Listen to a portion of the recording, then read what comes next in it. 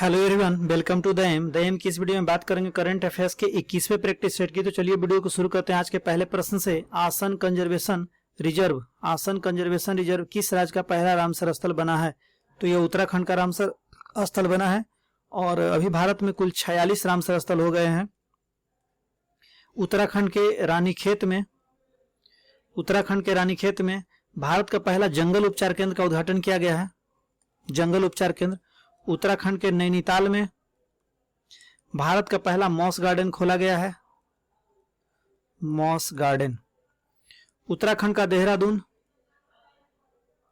यह भारत का पहला जिला, देहरादून जिला, उत्तराखंड का देहरादून जिला यह भारत का पहला जिला हो गया है जिसने 100% साक्षरता दर को प्राप्त कर लिया है। 100% साक्षरता दर को प्राप्त करने वाला भारत का पहला जिला बना है देहरादून जिला। अगले प्रश्न की ओर बढ़ते हैं। देश के पूर्वोत्तर राज्यों के बीच सांस्कृतिक एकता को बढ़ावा देने के लिए किस राज्य में कल्चरल हब बनाया जाएगा? तो यह त्रिपुरा में यह हब बनाया जाएगा। त्रिपुरा के उदयपुर में उदयपुर विज्ञान केंद्र का उद्घाटन किया गया है ताकि पूर्वोत्तर जो राज्य हैं वहां पे विज्ञान अध्ययन को बढ़ावा दिया जा सके। और त्रिपुरा में भारत का पहला ऐसा मंदिर बन रहा है जहां पे 51 शक्तिपीठों के प्रतिकृति के दर्शन हो सकेंगे। त्रिपुरा में सफेद चाय का उत्पादन किया जा रहा है, सफेद चाय। और त्रिपुरा की जो आधिकारिक भाषा है यह कोकबोरोक है, कोकबोरोक। चलिए अगले प्रश्न की ओर बढ़ते हैं। लैंग्वेजेज ऑफ ट्रूथ पुस्तक के लेखक कौन है? सलमान रुश्दी इसके पुस्तक के लेखक हैं। नीना गुप्ता की जो पुस्तक है, नीना गुप्ता बॉलीवुड अभिनेत्री है, इनकी आत्मकथा है ये, उसका नाम है सच कहूं तो। बल्के बेली की पुस्तक का नाम है फिलिप रोथ द बायोग्राफी। चलिए करीना कपूर के पुस्तक का नाम है प्रेगनेंसी बाइबिल। अगले प्रश्न की ओर बढ़ते हैं। किस संगठन द्वारा स्टीड फास्ट डिफेंडर 21 बार गेम्स सैन्य अभ्यास का आयोजन किया गया? तो यह नाटो के द्वारा किया गया। यह युद्धाभ्यास इसलिए किया गया ताकि यदि किसी सदस्य देश पर हमला होता है तो जवाबी कार्रवाई आप कैसे कर सकते हैं, इसी उद्देश्य के द्वारा नाटो के द्वारा किया गया। नाटो को NATO भी लिख सकते हैं। नॉर्थ अटलांटिक ट्रीटी ऑर्गेनाइजेशन इसका पूरा नाम है। नाटो 1949 में बना, इसमें कुल 30 सदस्य देश हैं। नाटो का जो मुख्यालय है बेल्जियम के ब्रुसेल्स में है। नाटो के जो प्रमुख हैं वे हैं जेंस स्टोल्टेनबर्ग। चलिए अगले प्रश्न की ओर बढ़ते हैं। केंद्र सरकार ने 30 वर्ष से कम उम्र के युवा और नवोदित लेखकों को प्रशिक्षित करने के लिए कौन सी योजना शुरू की है? तो इस योजना का नाम है युवा योजना। केंद्र सरकार के द्वारा एक योजना और चलाया गया जिसका नाम है इस्माइल योजना। इस्माइल योजना यह योजना भिक्षापराशित व्यक्तियों के लिए चलाया गया है और यह सामाजिक न्याय और अधिकारिता मंत्रालय द्वारा चलाया गया है। सामाजिक न्याय और अधिकारिता मंत्रालय के द्वारा इस्माइल योजना चलाया गया है भिक्षापराशित व्यक्तियों के लिए। और केंद्र सरकार का शिक्षा मंत्रालय के द्वारा भी एक योजना चलाया गया है, मिशन चलाया गया शिक्षा मंत्रालय के द्वारा। उस मिशन का नाम है निपुण भारत मिशन। इस मिशन में बच्चों के सीखने की आवश्यकता को पूरा किया जाएगा। चलिए अगले प्रश्न की ओर बढ़ते हैं। हाल ही में किस राज्य में संपत्ति क्षति वसूली विधेयक 2021 को मंजूरी दी गई? तो इसकी मंजूरी हाल ही में हरियाणा में दिया गया है। इस तरह के संपत्ति क्षति का जो विधेयक है उत्तर प्रदेश में ही पारित हुआ था, अभी जो लेटेस्ट हुआ है वो हरियाणा में हुआ है। इसमें यह प्रावधान किया गया है कि सरकार जो है दंगे फसाद या आंदोलनों में जो लोग शामिल होंगे तो उनसे जो नुकसान होगा उसकी भरपाइयां उसी आंदोलनकारी से किया जाएगा। इस विधेयक में ऐसा प्रावधान किया गया है। हरियाणा के बारे में बात कर लेते हैं। तो हरियाणा में भारत का पहला खाद्यान्न ATM खोला गया है गुरुग्राम में। खाद्यान्न ATM automated teller machine, Bharat का पहला खाद्यान्न ATM खोला गया है हरियाणा के गुरुग्राम में। हरियाणा में एक योजना चल रहा है अनाथ बच्चों के लिए जिसका नाम है हरिहर योजना। चलिए और हरियाणा के बारे में एक और पॉइंट बताते हैं। हरियाणा में एक और योजना चला जिसका नाम है अंत्योदय परिवार उत्थान योजना। यह योजना उन लोगों के लिए चलाया जा रहा है जिनकी सालाना आमदनी 1 लाख रुपए से कम है। अगले प्रश्न की ओर बढ़ते हैं। संयुक्त राज्य अमेरिका की सेना की पहली महिला सचिव कौन बनी? तो पहली महिला सचिव बनी है क्रिस्टिन बर्मुथ। क्रिस्टिन बर्मुथ पहली महिला सचिव बनी है। संयुक्त राज्य अमेरिका के बारे में बात करते हैं। हाल ही में सिप्री की एक रिपोर्ट आई थी, हाल ही में सिप्री की एक रिपोर्ट आई जिसके आधार पर वर्ष 2020 में अपने सैन्य खर्च पे सबसे ज्यादा खर्च करने वाले जो देश बने वो संयुक्त राज्य अमेरिका ही बने हैं। सैन्य खर्च पे सबसे ज्यादा खर्च करने वाले देश वर्ष 2020 में। और एक रक्षा वेबसाइट है जिसका नाम है मिलिट्री डायरेक्ट। इस रक्षा वेबसाइट के आधार पे अमेरिका की सेना को विश्व की दूसरी सबसे ताकतवर सेना बताया गया है। पहली सबसे ताकतवर सेना चीन का बताया गया है और भारत की सेना को चौथा सबसे ताकतवर सेना बताया गया है। संयुक्त राज्य अमेरिका की जो राजधानी है वाशिंगटन डीसी है, जिसमें डीसी का पूरा नाम जो है डिस्ट्रिक्ट ऑफ कोलंबिया है, डिस्ट्रिक्ट ऑफ कोलंबिया। अगले प्रश्न की ओर बढ़ते हैं। किस राज्य का उजानी बांध हाल ही में काफी चर्चा में था? उजानी बांध महाराष्ट्र का बांध है जो हाल ही में काफी चर्चा में था। उजानी बांध को भीम बांध भी कहते हैं। भीम बांध, यह बांध इसलिए चर्चा में था क्योंकि यहाँ पर पारा जैसे खतरनाक रसायन पाए गए इस बांध के पानी में, और एक रिपोर्ट में बताया गया कि इससे कैंसर होने की खतरा बहुत ज्यादा है। इस बांध का पानी महाराष्ट्र के लगभग 400 से अधिक गांवों को भेजा जा रहा है, इसलिए काफी चर्चा में बना हुआ था क्योंकि इससे कैंसर काफी मात्रा में बढ़ सकता है।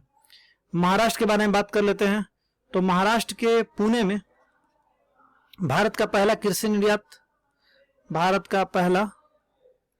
कृषि निर्यात सुविधा केंद्र खोला गया है। कृषि निर्यात सुविधा केंद्र, भारत का पहला कृषि निर्यात सुविधा केंद्र कहां खोला गया है? पुणे में खोला गया है।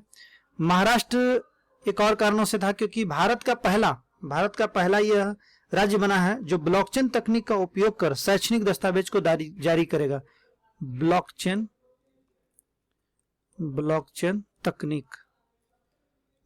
तकनीक का प्रयोग कर महाराष्ट्र की सरकार शैक्षणिक दस्तावेज को जारी करेगा ताकि जो जाली दस्तावेज है उन पर रोक लगाया जा सके। अगले प्रश्न की ओर बढ़ते हैं। हाल ही में किस पर्यावरणविद का निधन हो गया जो चिपको आंदोलन से जुड़े थे? तो चिपको आंदोलन से जुड़ने वाले सुंदरलाल बहुगुणा का हाल ही में निधन हो गया है। यह निधन 21 मई 2021 को हुआ और इनका निधन कोविड से हुआ। कोविड-19 के संक्रमण से इनका निधन हुआ है। चिपको आंदोलन के बारे में बता दें। चिपको आंदोलन 1973 में उत्तराखंड में शुरू हुआ, उत्तराखंड में चला था। इस आंदोलन में वनों की कटाई पर रोक लगाने के लिए यह आंदोलन चलाया गया। वनों की कटाई के विरोध में यह आंदोलन चलाया गया और इस आंदोलन में लोग पेड़ों से लिपटकर पेड़ की रक्षा करते थे। चिपको आंदोलन में लोग पेड़ों से लिपटकर पेड़ की रक्षा करते थे इस आंदोलन में। और बात करते हैं सुंदरलाल बहुगुणा की। तो सुंदरलाल बहुगुणा को 1981 में पद्मश्री से नामित किया गया था, लेकिन इन्होंने पुरस्कार लेने से मना कर दिया। इन्होंने बोला कि जब तक वनों की कटाई पर रोक नहीं लगेगी तब तक मैं यह पुरस्कार ग्रहण नहीं करूंगा। 1981 में पद्मश्री से सम्मानित करने के लिए इनका नाम आया था और पद्म विभूषण भी इन्हें दिया गया। ये 2001 में इनको पद्म विभूषण से 2001 में इन्हें पद्म विभूषण से सम्मानित किया गया सुंदरलाल बहुगुणा को। अगले प्रश्न की ओर बढ़ते हैं। किस राज्य में प्लेटिसेप्स जोसेफी नामक सांप की एक नई प्रजाति खोजी गई? तो यह खोजी गई है तमिलनाडु में। तमिलनाडु के तूतीकोरिन जिला में खोजी गई है। तूतीकोरिन नामक जिला में खोजी गई है। तमिलनाडु के बारे में कुछ और पॉइंट बात करते हैं। तमिलनाडु की सरकार ने सेवानिवृत्ति की जो आयु है अपने कर्मचारियों की उसको बढ़ाकर 59 वर्ष से 60 वर्ष कर दी है। 59 वर्ष से 60 वर्ष कर दी है अपने से कर्मचारियों की सेवानिवृत्ति की आयु। और तमिलनाडु का एक आर्द्रभूमि है जिसका नाम है कलीवेली झील आर्द्रभूमि। इस आर्द्रभूमि को पक्षी अभयारण्य का दर्जा दिया गया है। अगले प्रश्न की ओर बढ़ते हैं। दुनिया का पहला देश कौन बना जिसने सभी सिंथेटिक कैनबिनोइड पर प्रतिबंध लगा दिया है? तो यह देश बना है चीन बना है। और चीन में दुनिया की पहली हाई स्पीड मैगलेव ट्रेन, दुनिया की हाई स्पीड मैगलेव ट्रेन का उद्घाटन किया गया है, जिसकी चाल जो है 600 किलोमीटर प्रति घंटा है। चीन का एक सुपर कंप्यूटर है जिसका नाम है सनवे ताईहुलाइट। यह काफी चर्चा में था। यह चीन का सुपर कंप्यूटर है। चीन ने हाल ही में प्रकाश आधारित दुनिया का पहला क्वांटम कंप्यूटर बनाया है जिसका नाम है जियूझांग नामक सुपर कंप्यूटर, जियूझांग नामक क्वांटम कंप्यूटर बनाया है चीन ने, जो प्रकाश पर आधारित है। अगले प्रश्न की ओर बढ़ते हैं। कोविड-19 रोगियों के लिए आयुष घर द्वार वेलनेस कार्यक्रम कहां शुरू किया गया? तो यह हिमाचल प्रदेश में शुरू किया गया।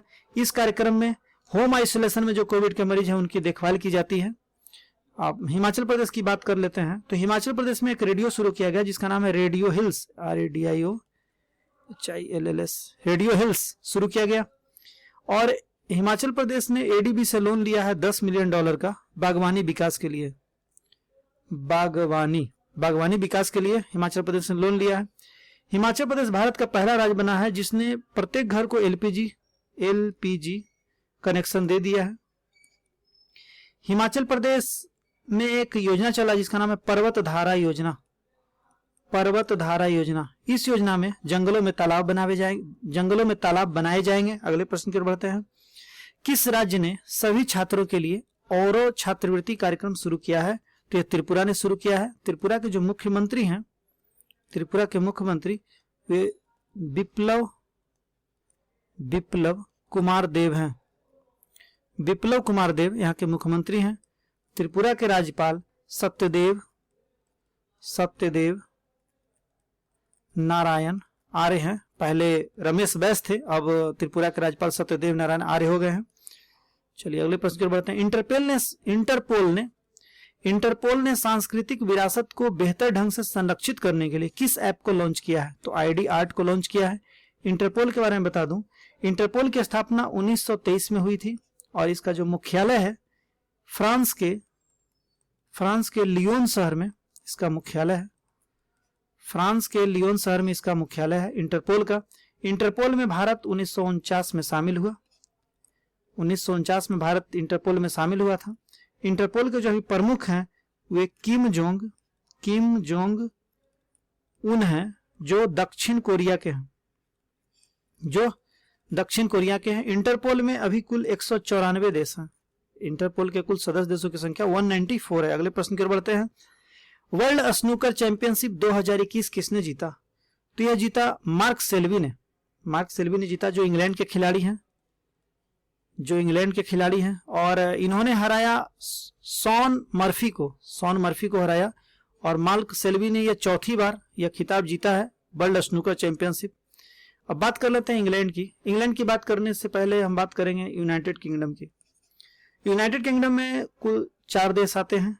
एक है इंग्लैंड, एक है स्कॉटलैंड, एक है वेल्स, एक है नॉर्दर्न आयरलैंड, उत्तरी आयरलैंड। तो यूके में 4 देश आते हैं, England, Scotland, Wales, Northern Ireland. और इन तीनों के संघ को इंग्लैंड, स्कॉटलैंड, वेल्स, इन तीनों को मिलाकर कहा जाता है ग्रेट ब्रिटेन। ये अच्छी तरह से याद रखेंगे। इंग्लैंड, स्कॉटलैंड और वेल्स, इन तीनों को मिलाकर कहा जाता है ग्रेट ब्रिटेन। और यह कह सकते हैं कि यूनाइटेड किंगडम के अंतर्गत ग्रेट ब्रिटेन और नॉर्दर्न आयरलैंड को शामिल किया गया है। और यूनाइटेड किंगडम में 4 देश, इंग्लैंड, स्कॉटलैंड, वेल्स और नॉर्दर्न आयरलैंड। अगले प्रश्न की ओर बढ़ते हैं। कल मैंने यह प्रश्न पूछा था, अंतर्राष्ट्रीय बौद्धिक संपदा सूचकांक 2021 में भारत का स्थान क्या रहा? बहुत लोगों ने सही उत्तर दिया। इसका उत्तर था 40वां। आज का प्रश्न आप लोग के लिए है, निम्न में से कौन गणतंत्र दिवस परेड में हिस्सा लेने वाली पहली महिला फाइटर पायलट बन गई? इस प्रश्न का उत्तर आप लोग नीचे कमेंट बॉक्स में जरूर दीजिएगा, मैं आपके उत्तर का इंतजार करूंगा। तो ये था मेरा 21वां प्रैक्टिस है। यदि मेरा वीडियो आपको अच्छा लगा हो तो प्लीज मेरे चैनल को लाइक, शेयर और सब्सक्राइब करना बिल्कुल नहीं भूलें, ताकि मेरे वीडियो से रिलेटेड सारा अपडेट आपको समय से मिलता रहे। तो चलिए मिलते हैं अगले वीडियो में। Thank you for watching.